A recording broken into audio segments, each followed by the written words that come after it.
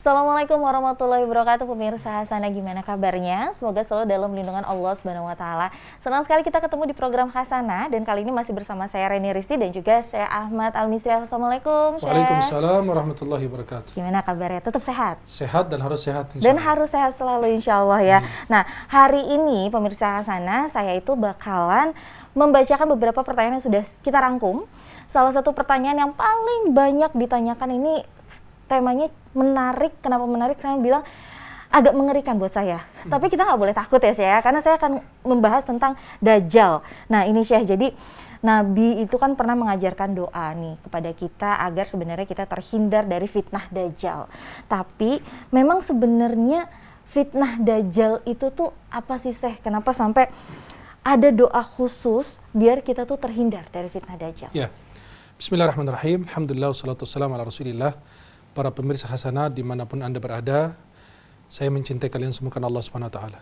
Semoga dipertemukan di dunia dalam taat dan di akhirat di surga Allah Subhanahu wa taala. Kenapa Nabi SAW mengingatkan kita untuk terus berdoa agar terhindar dari fitnah Dajjal? Karena dalam hadis Rasulullah SAW tidak ada perkara lebih besar dari di antara ciptaannya Adam alaihissalam sampai hari kiamat melainkan daripada fitnah Dajjal. Kenapa? Karena Dajjal itu fitnah terbesar secara mutlak. Karena dia akan mengaku Rabb alam semesta. Dan dia akan diberikan kemampuan untuk melakukan berbagai macam hal yang tidak masuk akal kita atau tidak dilakukan oleh manusia biasa.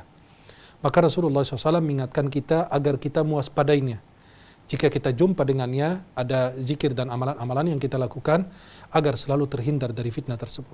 Maka Nabi SAW karena buktinya Nabi sayang sama umatnya, beliau SAW mengajarkan kita bahkan secara detail. Tidak ada Nabi yang menjelaskan secara detail tentang fitnah Dajjal atau ciri-ciri Dajjal melainkan Rasulullah Muhammad SAW. Ada amalan agar kita terhindar dari Dajjal. Pertama, membentengi dengan ilmu. Kan dengan ilmu kita bisa tahu, karena Dajjal mengaku Rabb alam semesta. Bagaimana Rabb kita buta? Nauzubillah. Ya, Rasulullah mengatakan Dajjal itu akan mengaku Rabb alam semesta. Sedangkan Rabb kalian tidak buta, subhanahu wa ta'ala. Itu pertama, artinya apa? Kita membedakan antara ini Dajjal apa bukan dengan ilmu. Satu. Yang kedua, kita selalu berdoa agar terhindar dari fitnah Dajjal. Yang ketiga, bisa minta perlindungan ke dua tempat. Karena Dajjal akan masuki semua tempat di dunia kecuali dua, Makkah dan Madinah, kan akan dijaga oleh para malaikat. Ya, kalau kita berlindung kedua tempat ini, insya Allah tetap aman dan terlindungi dari fitnah Dajjal. Kemudian dengan doa sebelum salam, selepas tasyahud kita baca doa, Allahumma inni a'udzubika min adzabil qabr wa min fitnatil mahya wal mamat wa min syarri fitnatil masiihid dajjal. Orang pasti bertanya, kok ada al-masih ad-dajjal padahal ada al-masih Isa bin Maryam? Kan dua-duanya Al-Masih. Kalau Masih Ad-Dajjal, Masih itu menyapu, karena dia menyapu bumi.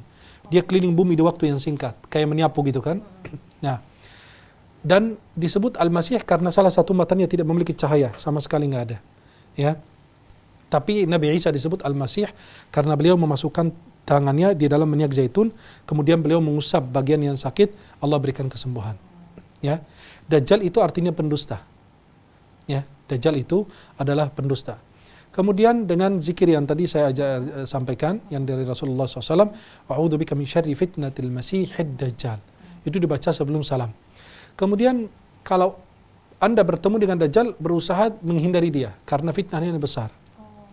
Kalau seandainya bertemu, bacakan 10 ayat pertama dalam riwayat lain 10 ayat terakhir surat Al-Kahfi, agar selalu terhindar daripada fitnah Dajjal tersebut. Tapi sebenarnya Dajjal itu sendiri sampai dengan sekarang itu masih hidup nggak sih Syekh? Saya langsung merinding nih ngomongin Dajjal. Ya, memang sudah hidup.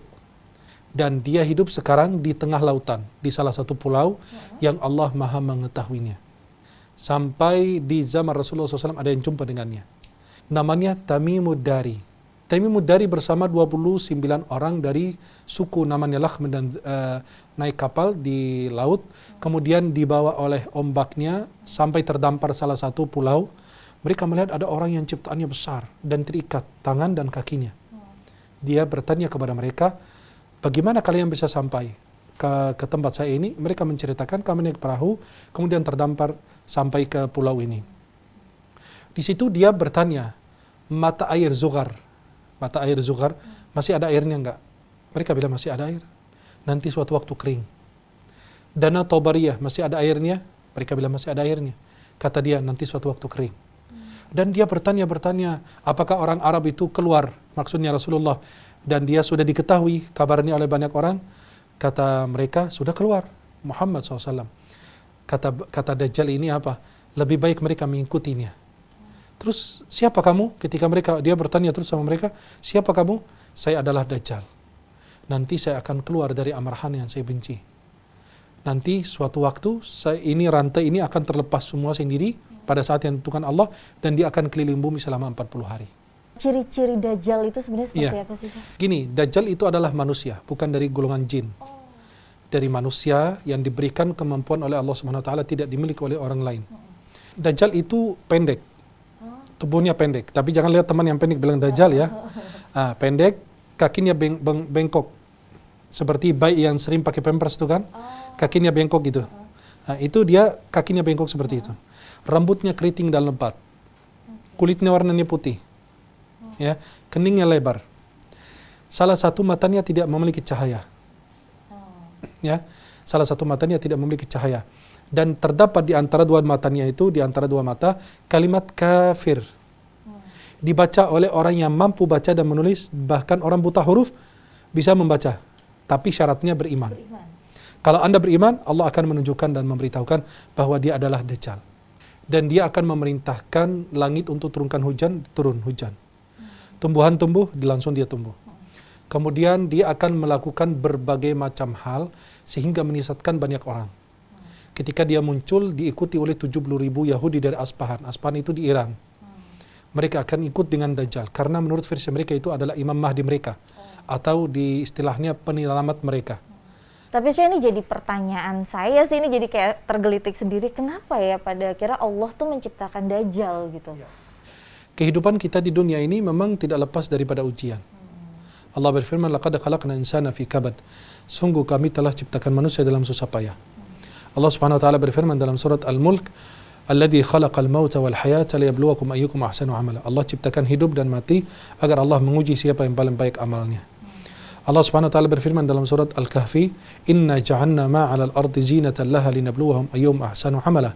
Sesungguhnya kami jadikan di atas permukaan bumi ini perhiasan, biar Allah menguji siapa yang paling baik amalnya. Ad-Dajjal itu diciptakan agar menjadi ujian untuk keimanan orang. Karena la taqumus sa'a illa 'ala syarril khalq. Tidak akan terjadi hari kiamat kecuali orang yang hidup di muka bumi orang jahat. Maka Allah Subhanahu wa taala menguji kita seperti dengan sakit. Ya. Kenapa orang-orang saleh diuji dengan sakit? Itu karena Allah ingin mengetahui level keimanannya, kualitas keimanannya. Dia benar-benar jujur dalam imannya atau tidak. Dalam awal surat Al-Ankabut Allah berfirman, Alif Lam Mim, ahasiban nasu ayyutraku ayyaqulu amanna hum laftanun wa laqad fatanna alladziina min qablihim falya'lamanna Allahu alladziina shadaqu wa liya'lamanna al-kadzibin. Alif Lam Mim, apakah manusia mengira dengan mereka mengatakan kami beriman, kami biarkan? Sungguh kami telah menguji orang-orang sebelum mereka. Dan kami akan menguji mereka juga, agar kami mengetahui siapa yang jujur dalam imannya dan siapa yang berdusta dalam imannya. Maka dengan hadirnya Dajjal itu menjadi fitnah terbesar, karena Allah ingin menguji keimanan dan kualitas keimanan seorang hamba yang hidup di muka bumi pada saat itu. Masya Allah, berarti untuk sekarang ini, saat ini, marilah kita sama-sama mulai mempertebal iman kita kembali gitu. Dan kita banyak belajar ilmu agama agar kita bisa membedakan antara hak dan batil. Nah, itu dia, jangan sekedar tadi, saya udah bilang, jangan sekedar Islamnya tuh imannya hanya KTP aja. Jangan kayak gitu, tapi terus belajar agama sampai akhir hayat gitu. Dan tadi kan sudah diajarkan juga banyak banget doa-doa fitnah-fitnah Dajjal itu seperti apa biar kita terhindar. Mulailah untuk dipelajari lagi, mulailah untuk dibaca kembali terus-terus. Nah, saya juga ada pertanyaan dari pertanyaan Instagram, karena ini pemirsa Hasanah banyak banget yang bertanya di Instagram. Saya mau langsung bacakan dulu nih, Syekh. Sebentar, saya pilih pertanyaannya dulu. Nah, nih Syekh, ini ada satu pertanyaan menarik. Menarik dan sedikit lucu sih menurut saya, karena gini, katanya, Syekh, nanti ketika kita meninggal dan sudah dikuburkan kan akan ditanya tuh sama malaikat. Malaikatnya pakai bahasa apa ya, Syekh? Gitu, Mas. Terus dan kira-kira saya harus belajar bahasa Arab juga untuk biar bisa menjawab pertanyaannya malaikat, atau saya hafalin aja jawabannya?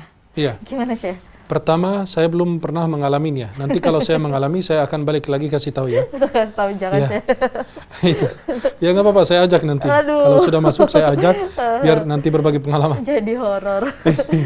Maka jadi gini, Nabi SAW mengatakan kalian didatangi oleh dua malaikat, namanya Munkar dan Nakir, akan mendudukkan kita dan akan menanyakan 3 pertanyaan. Man rabbuka, ma dinuka, man nabiyuk. Siapa Rabbmu, apa agamamu, siapa nabimu. Itu Nabi mengutarakan hadis tersebut dalam bahasa Arab karena Rasulullah orang Arab sallallahu alaihi wasallam. Maka pertanyaannya dalam apa? Apakah dalam bahasa Arab atau dalam bahasa Indonesia atau dalam bahasa Inggris? Kita memperkuat iman kita. Nanti pertanyaan menjawab dalam bahasa Arab, nanti Allah akan melancarkan bahasa Arabmu. Maaf, kalau kita cuma saya bertanya kepadamu, man rabbuki? Allah. Iya. Sudah bisa menjawab. Nah kan? Ma dinuki? Agama. Agama Islam. Al-Islam. Terus man nabiyuki? Muhammad SAW. Artinya apa? Enggak perlu susah-susah.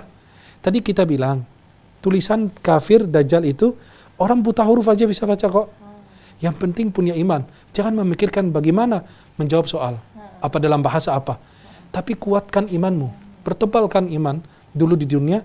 Insya Allah nanti Allah akan permudah. Jangan mikirin, karena bagi Allah itu mudah kok. Persoalannya adalah, Anda beriman tidak? Anda rajin ibadah tidak? Rajin sholat tidak? Masalah ditanya di mana? Di alam barzakh, pakai bahasa apa? Nanti Allah yang ngatur. Subhanahu wa ta'ala. Dan Allah akan mempermudah. Tidak bakalan Allah membebani seorang hamba dengan beban yang dia tidak sanggup mengerjakannya. La yukallifullahu nafsan illa usaha. Iya. Gak mungkin. Pasti Allah cinta, Allah sayang kepada hambanya. Kemudian yang kedua, kalau seandainya dia ditanya, apakah kita wajib belajar bahasa Arab? Memang wajib belajar bahasa Arab biar kita faham Quran, faham hadis. Tapi kalau tidak ada masalah. Yang penting kita bisa membaca Al-Quran dengan benar, membaca hadis dengan baik, itu saja. Ya, tidak, karena Allah ciptakan kita bersuku-suku, berbangsa-bangsa, budaya kita berbeda-beda. Yang penting kita faham pesan Allah di dalam Al-Quran. Yang penting kita faham pesan Rasulullah di dalam hadis. Yang penting kita faham bagaimana cara beribadah dengan benar, beribadah dengan baik.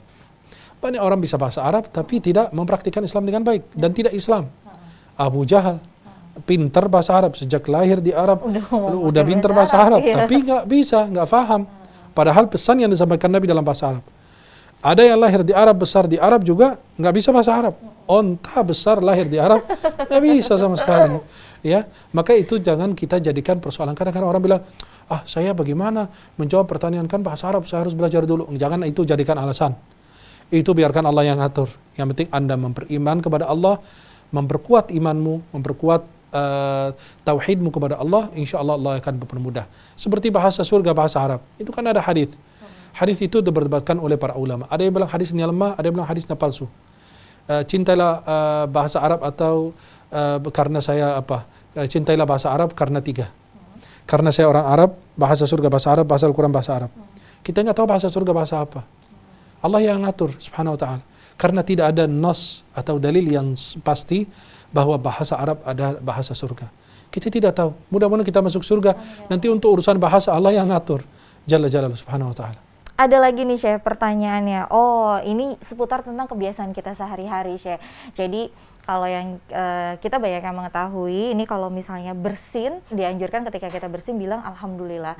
Tapi ketika menguap, Allah kurang menyukai itu. Yang jadi pertanyaannya, kalau misalnya menguap, kita harus berucap apa?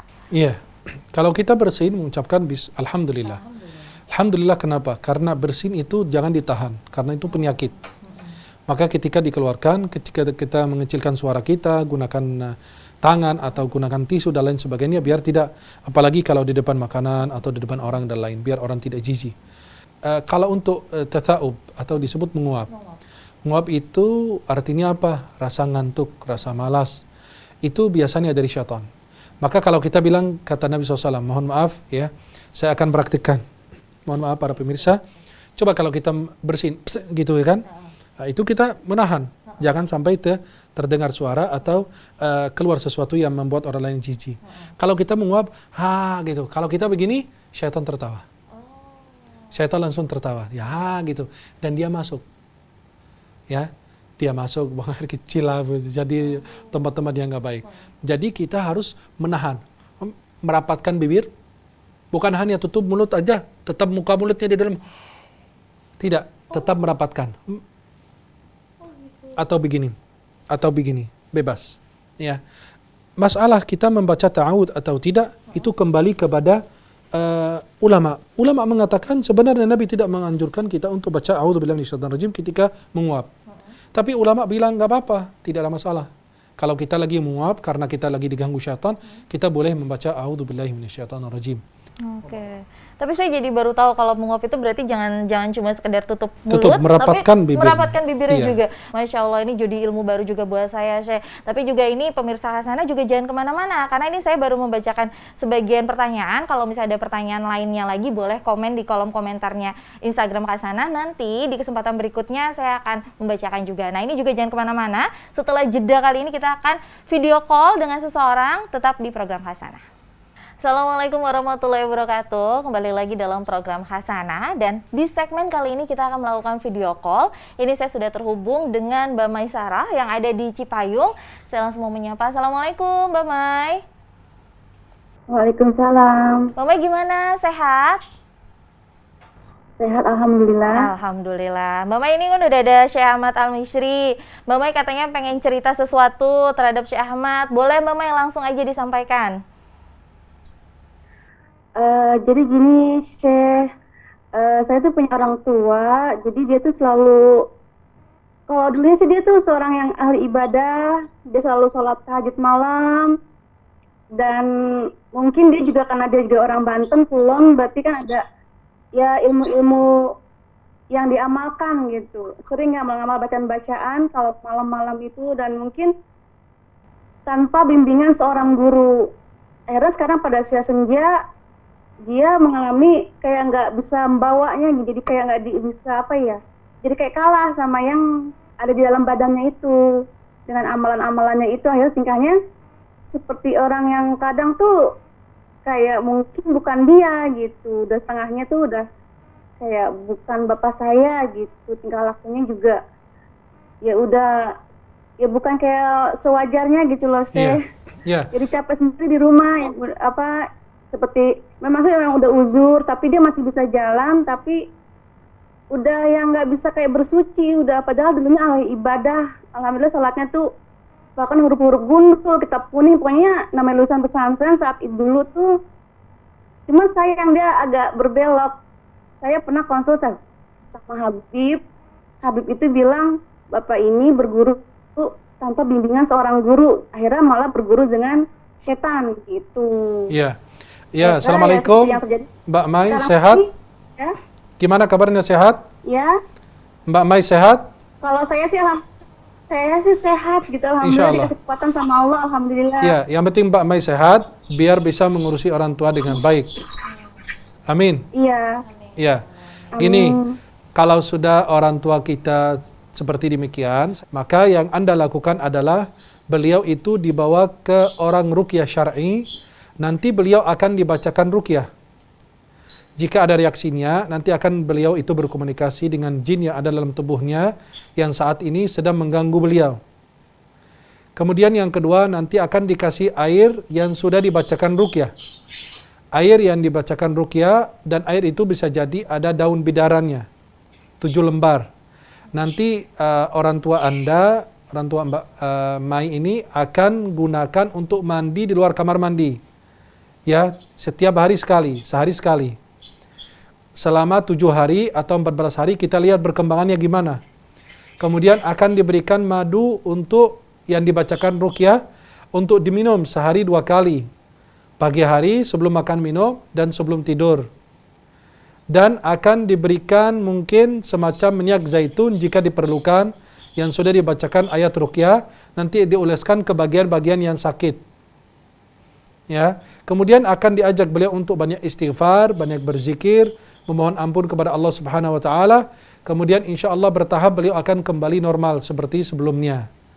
Kalau bisa ada yang azanin di kamar beliau tidur, yang kumandangkan azan plus dengan baca ayat Al-Kursi. Ini saya maksudnya saat ini kan Bapak saya lagi diikat di rumah karena maunya kabur-kabur terus, mau ke rumah-rumah orang gitu. Jadi dia suka senangnya tuh kayak minta-minta uang ke orang, nanti bilangnya sama orang kita nggak kasih makan, jadi kan orang tuh kayak iba, jadi kasihan. Iya, Padahal boleh. semua tuh udah makan, udah apa. Boleh Anda mengikatnya, tapi ikatan yang tidak menyakiti beliau, hanya cuma biar beliau tertahan di dalam ruangan, tidak pergi kemana-mana. Itu hal yang tersebut diperbolehkan bagi orang-orang yang benar tidak bisa kita kendalikan, anak atau orang tua, bukan karena kita mau berbuat zalim, tapi kondisi kita berusaha menjaga beliau, takut beliau pergi nggak balik lagi, kasihan. Maka yang Anda lakukan insya Allah boleh, tapi harus dilakukan dengan hati yang nurani, hati yang baik, penuh kasih sayang kepada orang tua. Bukan mengikat tangannya sehingga tangannya terluka atau kakinya dan lain, tidak boleh. Ikatan yang agak longgar sehingga beliau itu tidak bisa lepas dari ikatan tersebut. Yang kedua, tidak menyakiti beliau juga. Karena beliau tetap manusia, apalagi orang tua. Iya, cuma diikat sebentar, nanti dia kemarin kita lepas lagi, terus dia udah anteng lagi. Nah tadi pagi pengen keluar-keluar lagi. Akhirnya kita ikat cuma ya ikat kayak pakai kain-kain gitu kan, nggak menyakiti tangannya. Kalau apa kayak kain spray atau kain. Boleh insya Allah. Dilibet-libet. Itu tidak ada masalah. Jadi nggak menyakiti. Iya, karena Sambil darurat. dibaringin tidur. Boleh, karena ini Cuma kadang darurat, memang- boleh. Kalau bisa minta salah satu saudara, maksud saya tidak mau orang lain masuk ke situ, nanti takut orang lain salah paham ketika melihat kalian ngikat orang tua. Kalau ada sepupu, ponakan yang dekat, atau siapa yang kalian percaya beliau, kalau ada ustadz atau tetangga yang insya Allah faham agama atau pesantren, minta aja ditiupkan di kupingnya 3 kali, sebelah kanan dan kiri, dan diazankan di telinga beliau, dan dibacakan ayat Al-Kursi, insya Allah, mudah-mudahan. Iya, insya Allah, amin. Ya. Semoga cepat sembuh ya, saya doain. Amin, insya Allah, mudah-mudahan beliau cepat sembuh, dan Mbak Mai dipermudah urusannya oleh Allah. Amin ya Allah, amin. Sehat-sehat ya Mbak Mai ya, berarti ya. Makasih Mbak Mai untuk Ya. waktunya. Assalamualaikum. Waalaikumsalam. Nah, sebenarnya saya jadi penasaran nih, Syekh. Kalau misalnya kayak di Islam sendiri itu sebenarnya ada nggak sih saya kayak ilmu pengasih yang akhirnya harus ada amalan-amalan tertentu gitu yang dijalankan gitu sebenarnya? Iya, itu namanya dalam Islam tidak ada. Itu semua itu pasti dari ajaran dari jin atau bantuan pertolongan dari jin. Oke. Nah ini untuk pemirsa Hasanah juga, tadi kan sudah ada video call. Kalau misalnya pemirsa Hasanah juga ada permasalahan yang mungkin perlu ditanyakan sama Syekh Ahmad, ini bisa banget, tinggal komen aja dulu di kolom komentarnya Instagramnya Hasanah, yaitu @hasana_t7. Nanti yang beruntung atau yang misalnya bisa saya berikan kesempatan, nanti kita bisa melakukan video call. Kalau kayak gitu terima kasih Syekh untuk waktunya hari ini, dan semoga saya juga sehat selalu. Amin, dan semoga ya Rabbi. pemirsa Hasanah juga sehat selalu. Saya Reni Risti pamit undur diri. Wassalamualaikum warahmatullahi wabarakatuh.